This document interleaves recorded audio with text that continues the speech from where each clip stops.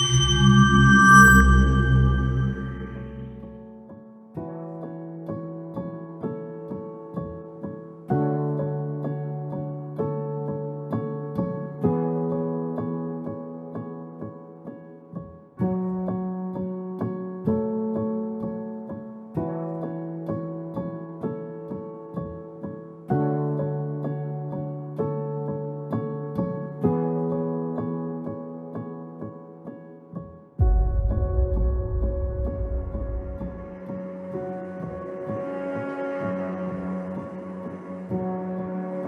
think Cumbria County Council, we recognise that Cumbria's got some of the darkest skies in the United Kingdom. We need to be careful and mindful that we don't make a negative impact. Yeah, I think dark skies is definitely a draw for us and for the whole of the Lake District. Obviously, it's a beautiful place anyway during the day, but actually the skies at night are absolutely fantastic. If you squeeze the whole of human evolution into a single day, artificial lighting has been around for less than a minute. Now, we know that it affects us, and we also know that it will affect our nocturnal wildlife as well. I have an overall responsibility for the maintenance of the lighting in the county, but it's also looking at ways that we can use innovative technology. Ian had been talking to Jack Ellaby, the Dark Skies officer for the Lake District, and he got me involved in the conversations, and we started talking about the technology we had available. Well, the Plurio with the Night Tune technology gives us a win-win solution. We looked at the Night Tune technology because of the ability to blend colour and produce the right quality of light at the right time. The indirect light was also a critical factor for us in reducing glare. We've got it programmed so it starts at dusk at 2700 Kelvin, and gradually through the early evening and into the middle of the night it'll change through to 2400 Kelvin, and then round about the midpoint of the night it'll go down to 2200 Kelvin, which is obviously much more ecologically friendly. We've all got a responsibility to help protect our night skies and protect our wildlife. Light only what you need. Light it only as bright as you need to. Always keep the light down. Keep it warm, so 3000 Kelvin or less. Have some control timers over it so you're not lighting something all night. The feedback's all been very positive.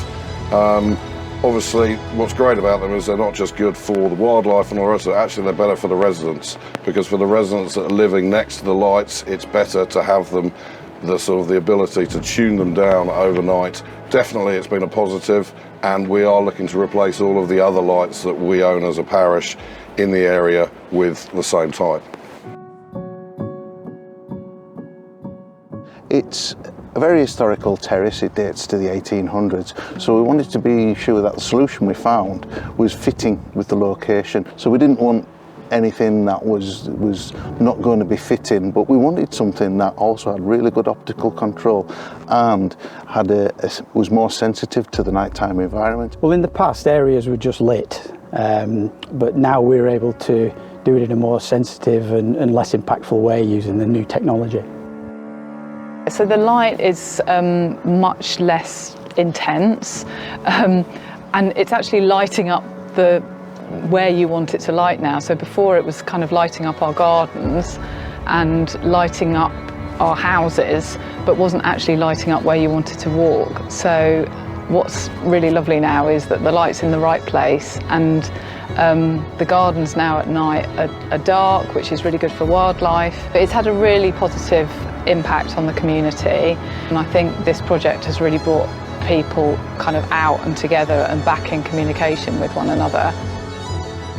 We're getting really positive feedback, and it's exceeded our expectations. What they're telling us is the new lighting's a lot more calming, and they feel safer and securer, and coupled with being able to see the wonders of the night sky, which in some areas wasn't possible before. The other thing is it's got the potential to unlock a dark sky economy. The situation globally for dark skies is actually growing. Interestingly, the UK has the largest number of dark sky parks and places and reserves anywhere outside of the US.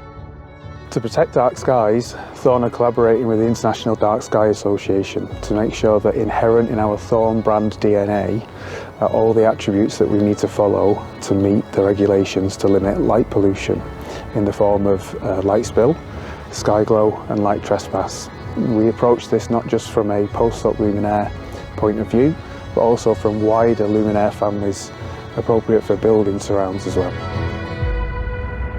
Thorn are always considered to be a very technical lighting company, been around for a long time, are leaders really in some of their technology. So the fact that they're on board at the early stages for the IDA is fantastic, and I'm sure that others will follow.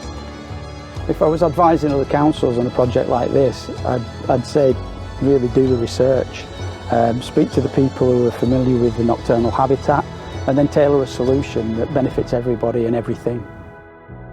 This project's been managed really well, it's been executed really well, and it would be lovely to see this replicated elsewhere and for it to have the benefits in other places. I think what I've enjoyed most about the collaboration here is just seeing how organisations such as the Friends of the Lake District, local council, manufacturers and the IDA can all get together with a common purpose, a common goal in mind, and that's protecting the dark skies. Thorn can offer solutions that not only meet various regulations, but we can go beyond them and actually enhance the environment that we operate in. The council found working with Thorn Lighting really rewarding. We've got a mutual understanding of each other's abilities and we've got a really good team dynamic. The service we've received is exceptional. What we find is they're approachable and they're willing to listen to the customers and work together to find solutions. If you couple that with the range of products that are available, we've usually found that there's a solution there for us to use and apply.